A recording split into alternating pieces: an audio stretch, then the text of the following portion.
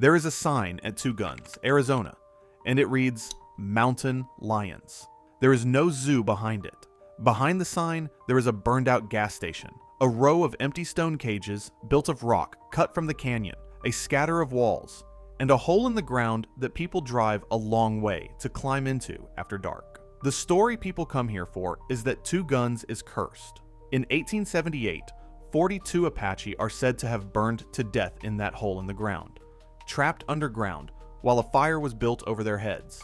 50 years later, a man dug their bones back out and sold the skulls to tourists. Then that man was mauled by his own mountain lions, bitten by his own Gila monster, and burned out of his own trading post, and the town has been called cursed ever since. Most of that is even true. What is not true is the part that makes it a curse.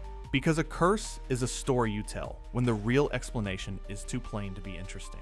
And the real explanation for Two Guns is the plainest thing in the American West. This town lived on people slowing down, and one day they stopped slowing down. Start with where it is, because the location is the whole of it. Two Guns sits at exit 230 on Interstate 40, about 30 miles east of Flagstaff, in Coconino County, roughly halfway between Flagstaff and Winslow, 7 miles from Meteor Crater. And it is built on the edge of a gash in the flat desert called Canyon Diablo. That canyon is the reason there is anything here at all. For a wagon, a horse, or an early car, it was not a view. It was a wall. You could not cross it. You went around it, or you did not go.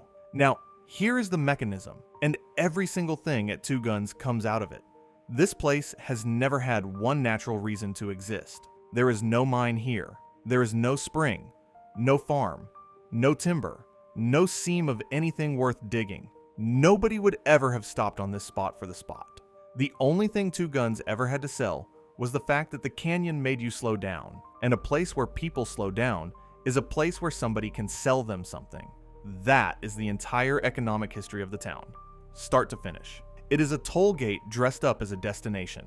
People had been trying to solve this canyon for a long time. In the late 1850s, a naval officer named Edward Beale ran a wagon survey west across northern Arizona along the 35th parallel, and that survey line became the spine of everything that followed. The railroad took it. The National Old Trails Road took it. Route 66 took it. Interstate 40 takes it now. Every one of them had to answer the same question, which was what to do about Canyon Diablo. And the answer was always the same: cross it at the narrow spot. Two Guns is the narrow spot. The bridge came first. In 1915, a bridge went across the canyon, and the moment cars could cross there, a place appeared where cars would pause, and a market appeared with it. Earl and Louise Cundiff arrived, bought 320 acres in 1922, and built the first real business on the site: a trading post, a restaurant, gas pumps. The post office called the settlement Canyon Lodge. And then, in 1925, a man named Harry Miller arrived, and Two Guns stopped being a place and became a performance. Miller leased land from the Cundiffs. He grew his hair long, called himself Chief Crazy Thunder, and claimed to be full-blooded Apache. He was not. His whole family ran the same act, and he had run it once already at another spot before he ever came here. Same museum, same fake dwellings, same zoo. Two Guns was a franchise. What Miller was a showman, and he understood something about this road that nobody else had fully worked out. Nobody stops for a canyon, but everybody stops for a story about a canyon. So he built one. He built a zoo along the rim in cages of rock and brick and chicken wire, and he stocked it with mountain lions, bobcats, cougars, snakes, and Gila monsters. He built fake cliff dwellings and had them made to look ancient. He named the place Two Guns, after a silent film cowboy actor. And then he turned to the one thing on the property he had not yet found a way to sell, which was the cave. But this is where the story turns, because of what was in that cave and what he did with it. The story of the cave is this. In 1878, Apache raiders attacked Navajo camps near the Little Colorado River, killed nearly everyone, and took 3 girls. Navajo warriors chased the raiders, who seemed to vanish into open desert until a scout felt warm air rising out of a crack in the canyon floor. Below it, in a limestone chamber, 42 Apache were hiding. The Navajo built a fire at the mouth of it, and the smoke did the rest. The place has been called the Apache Death Cave ever since. That is the legend as it is always told. Whether it happened exactly that way, no one can now prove. What is documented is what Harry Miller did with it. He strung the cave with electric lights. He put in a concession stand. He had Hopi laborers build fake ruins around the entrance to make it look older than it was. And then he went down into it and collected the human bones. The skulls he sold to tourists as souvenirs, one at a time, over the counter of his gift shop. The rest, the story goes, he sold in bulk to a bone dealer up the road in Winslow. A pickup truck of the dead by the pound. A man who claimed to be Apache was selling the skulls of dead Apache to strangers for pocket money. If you were going to build a curse from scratch, you could hardly lay a better foundation, and the town has been telling it that way ever since. Then, the deaths started, and this is the part every version of the story lingers on. It did not start with the killing, either. The legend says the misfortune came for Miller from the very beginning. Not long after he opened, a pair of drifters passing through robbed him of a substantial sum. Then, in 1926, Miller and Earl Cundiff argued over the terms of the lease, and Miller shot him. Cundiff was unarmed. Miller was tried for murder and acquitted, and walked back into Two Guns a free man, which the legend needs because an unpunished killing is exactly the debt a curse exists to collect. And then the debt seemed to come due. Miller was attacked by one of his own mountain lions and mauled. He was attacked by a second one. Then one of his own Gila monsters bit him, and his arm swelled and turned septic, and the infection took 6 months to heal. In 1929, the trading post burned to the ground. People looked at that sequence, the murderer, the lions, the venom, the fire, and they did not see coincidence. They saw a mountain settling a score. Here is the other way to read exactly the same facts. A man who kept mountain lions in chicken wire was attacked by mountain lions. A man who kept venomous lizards for money was bitten by a venomous lizard. Both things are true at once, and you can take whichever one lets you sleep.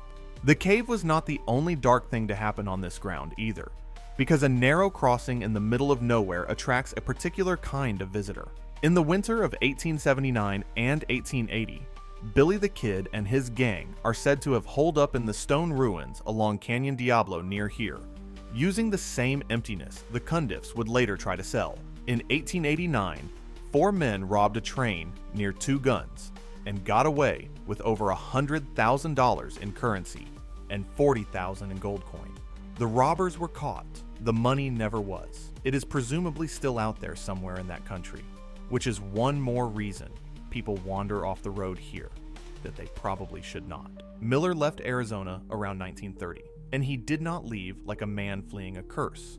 He left like a man relocating a business, and he took a great deal of turquoise, silver, and other stock with him. He set up again on Route 66 across the state line and built another zoo, another set of fake ruins, and another cave attraction. He had done the same act once before he ever came to Two Guns. The curse, if there was one, followed him everywhere he went because he was carrying it in a suitcase. Louise Cundiff, the widow of the man he shot, is the person in this story who behaved well, and she is the one almost nobody names. She stayed. She built a new trading post after Miller's burned place alive.